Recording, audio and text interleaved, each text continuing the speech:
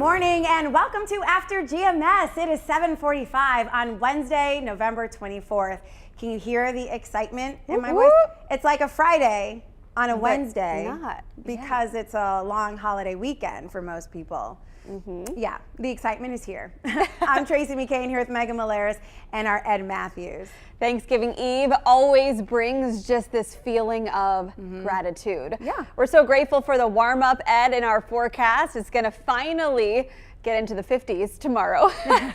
But before then, I think we have to talk about this earthquake that happened this morning in Winston-Salem again. Yeah, again. How wild and crazy this is.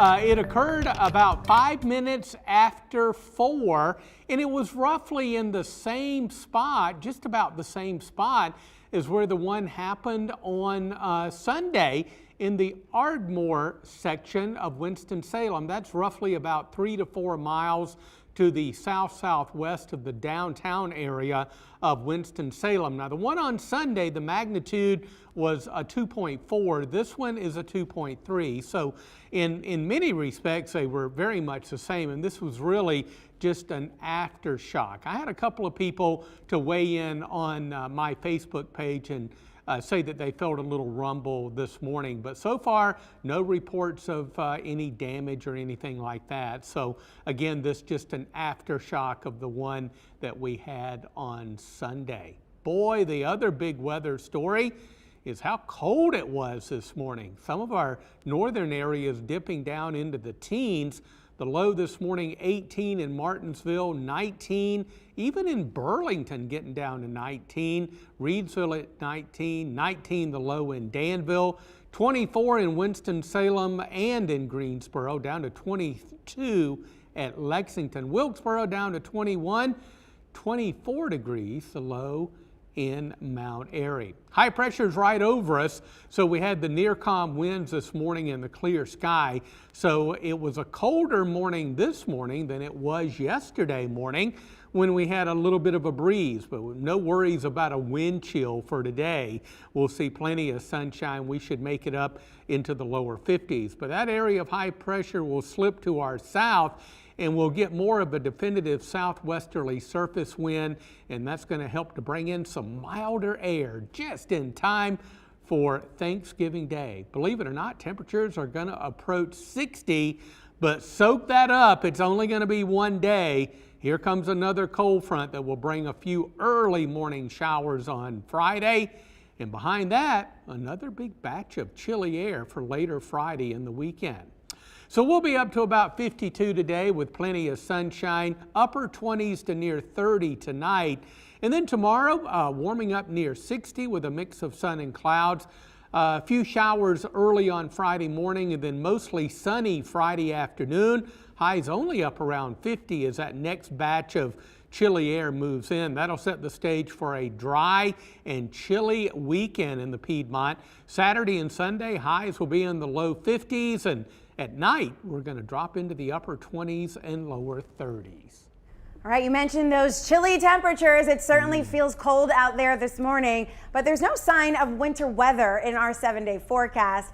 Every year, though, around this time, people start to ask about the winter season ahead and what will the forecast hold.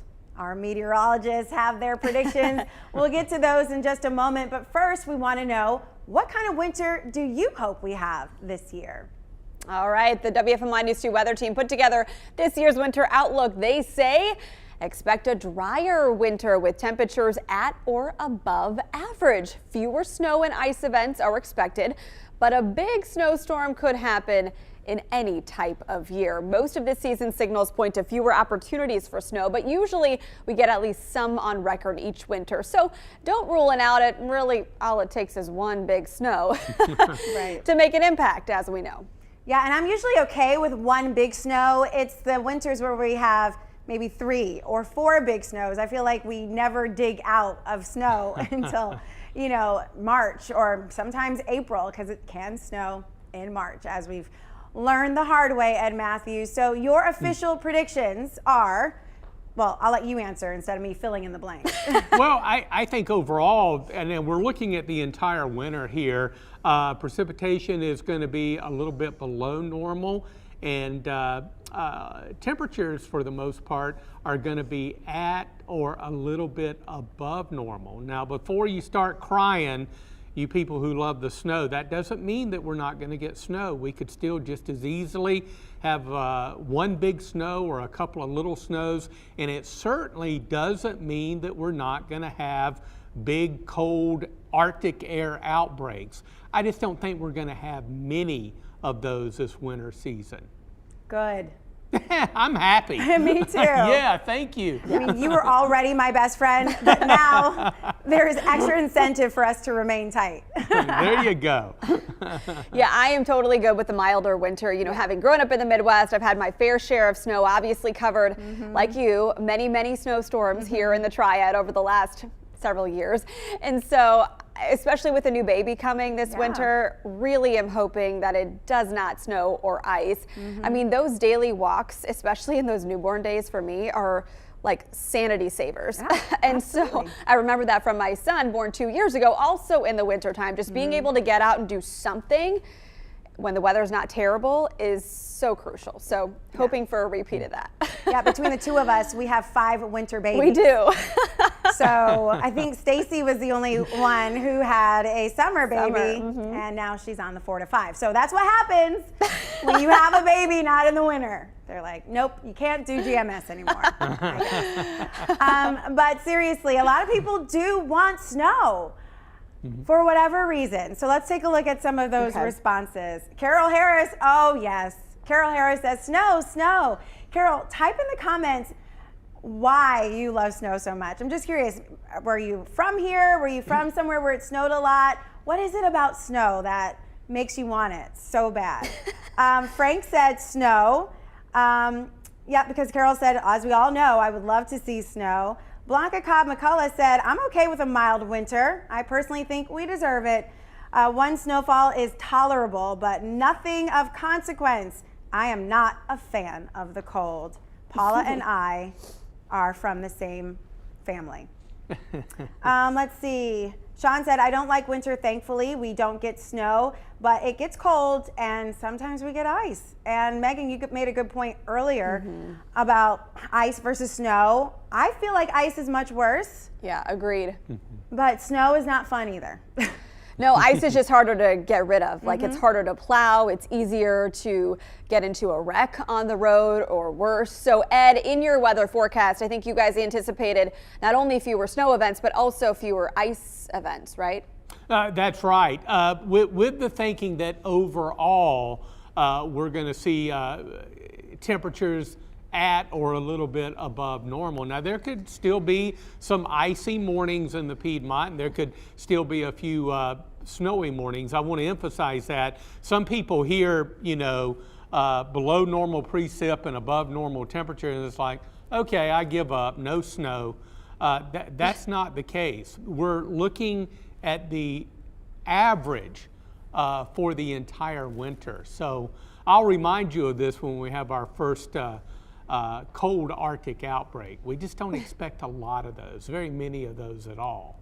Yeah, we typically can see a first snow around the first week of December, and it can snow through March. So it is a long opportunity that we have to get some chance of snow in the Triad area. And every month that goes by, I'm like, yes, no snow, check it off. But we'll see, you just Triad weather. I mean, I know that it's hard to predict things, but you guys do such a great job, and we're gonna hold you to this one. You talk about predicting. You ought to see the weather team in the forecast center, you know, when we're looking at our models and really trying to pin this down, because every situation, it seems like it's different. I mean, our geographical location is you get the battle between moisture and cold air and warmer air, drier air, and that focal point can be right here. And I've seen it rain in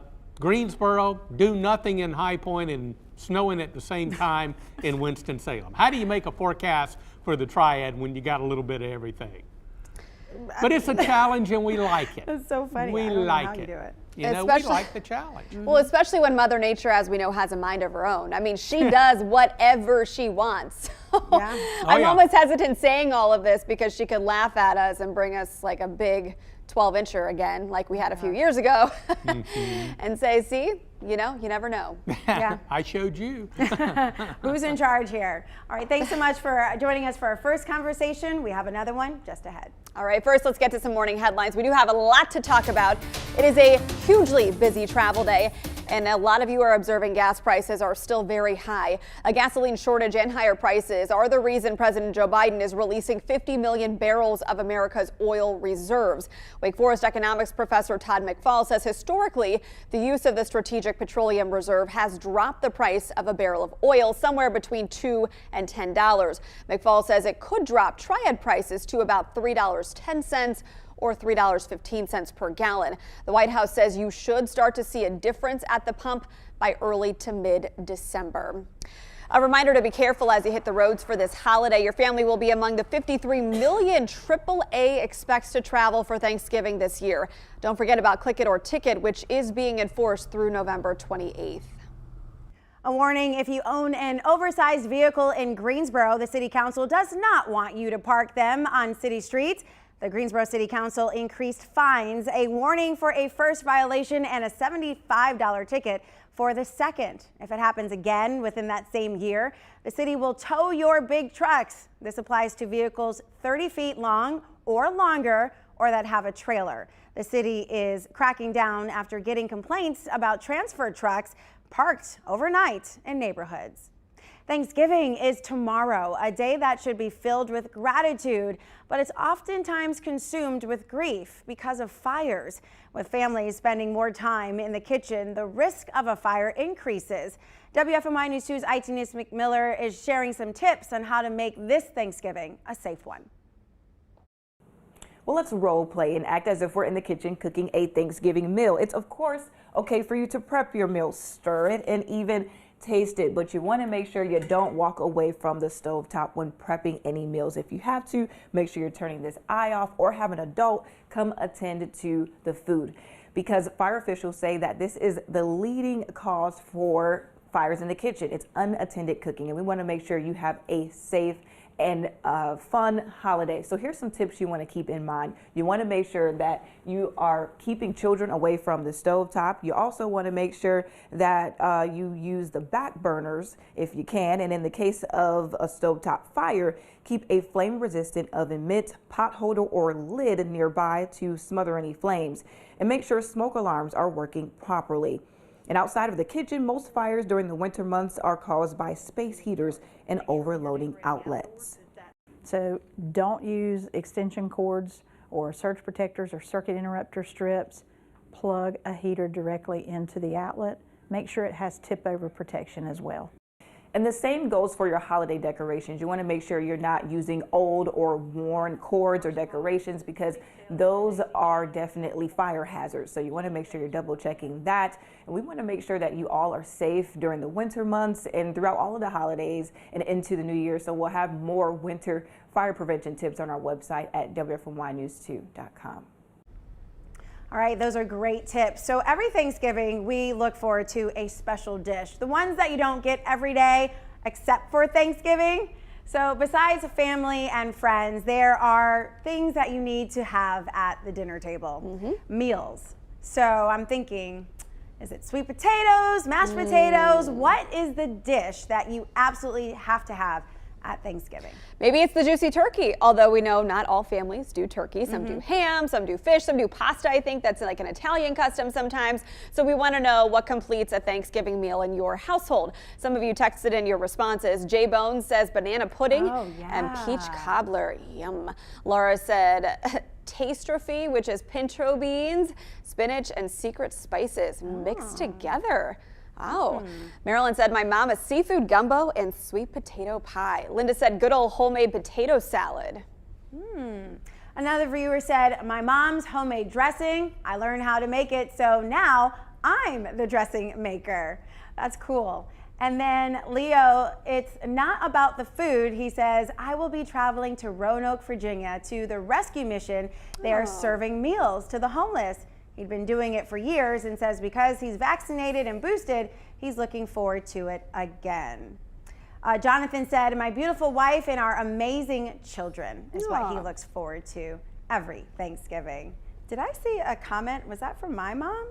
Is that what it said? Linda McLean, I think. Oh, said okay. That. 'Cause I'm like, Did that sound similar to something she would? right, and I was like, because it said mom, and I'm like, wait a minute, and then I thought I saw AIN, and I'm like, wait.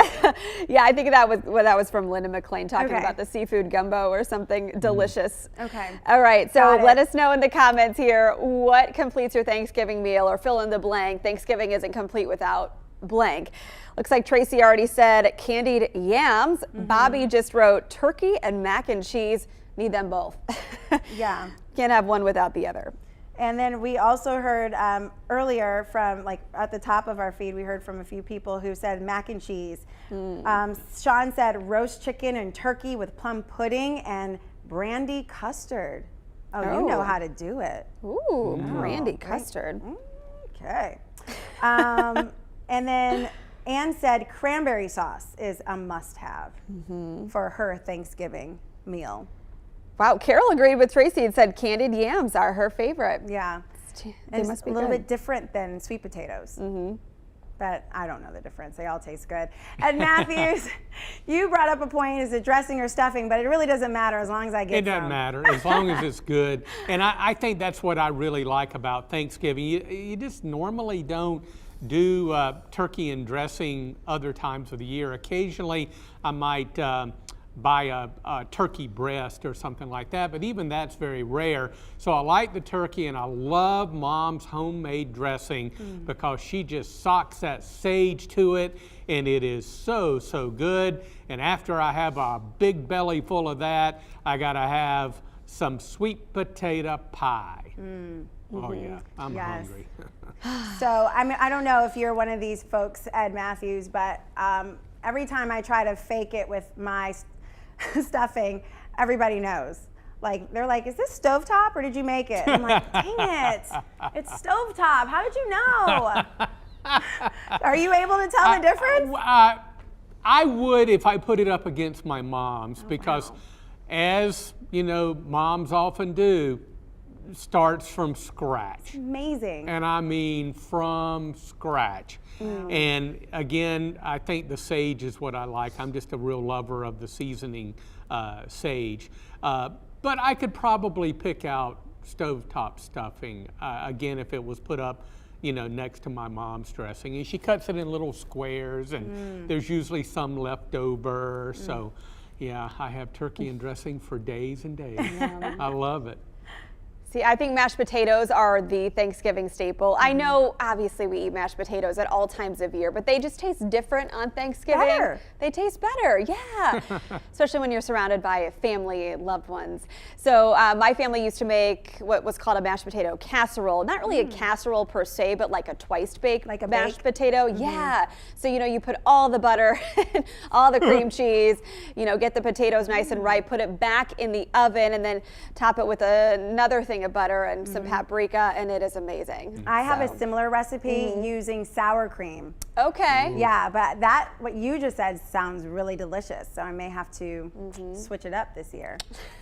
All right, so let's get another check of your forecast before you head out for the holiday. Let's do it. Yeah, one of the biggest travel days of the year. And thankfully the weather is looking great, not only here, but really with high pressure in control all up and down the eastern seaboard, looking good. We're on our way to the low 50s today. We went down into the low and mid 20s earlier this morning. 52 today, down to, well, we'll say upper 20s and lower 30s tonight. Thanksgiving Day is going to be real nice. It's going to feel good. Sun and clouds as highs approach 60. Now, a cold front approaches, so we'll start to see some clouds build later on Thursday afternoon, but no rain until after midnight on Thursday night, Friday morning. And not going to see a whole bunch at all. It'll move in, it'll move out quickly, and the sky will become mostly sunny on Friday afternoon. Another batch of chilly air on the way after that 60-degree reading tomorrow. Will only be up near 50 on Friday with a bit of a breeze, and The weekend looks dry and, yeah, very November, as temperatures will be in the low 50s for highs, and we're looking at upper 20s and lower 30s at night, Saturday and Sunday. Oh, I was just telling Megan, I don't make hardly anything from scratch. Even my pies, I use pie crust from like the grocery store. Oh, Okay. Yeah, I mean, like nothing really is ever made completely from scratch. But I like to put my own twist and spin on things. But one day I'll get to Mama Shirley status. Matthew. Well, you know, the thing about it is, and I'm like you, Tracy, you know, I use the ready-made pie crust and things like that. I love to cook, and I think men are pretty darn good at cooking, most of us. But, you know, moms just have that genuine way of starting from scratch, and you say, oh my God, how did you do this? Right. And they make it look so easy. I guess they have more time in their day, and they're able to put a big dose of love in that recipe as they make it. Yeah, that's probably what the difference is. It's Yeah. love. I do it for labor. Yeah. They do Agreed. it for love. I do it to eat. Exactly. All right, well, thanks so much for joining us on your pre-Thanksgiving edition of After GMS. We will not have a show tomorrow. We want you to enjoy Thanksgiving with your families and use that time to, you know, join each other and be thankful. So we'll see you back here on Friday. Have a great day.